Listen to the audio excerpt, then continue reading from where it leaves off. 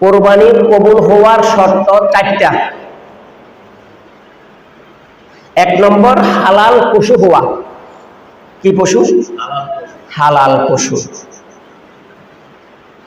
আচ্ছা, ইবাদত কবুল হওয়ার শর্ত হালাল বস্তু খাওয়া, হালাল ইনকাম করা।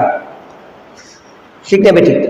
ইবাদত করা যেমনি ভাবে ফরজ, তেমনি ভাবে হালাল কামায় রুজি করা ফরজ। তাহলে কবুল হওয়ার শর্ত হলো হালাল বস্তু শর্ত, হালাল পশু, হালাল টাকার পশু শর্ত। আর হালাল টাকার পশু যদি না হয় তাহলে কোরবানি কি হবে না? কোরবানি কবুল হলে মাগার গরু জবাই হয়ে যাবে। কোরবানি হবে না, কি হবে? গরু জবাই হবে। বুঝতে হবে। এখন হালাল ঋণ করলে কি হালাল হয় না?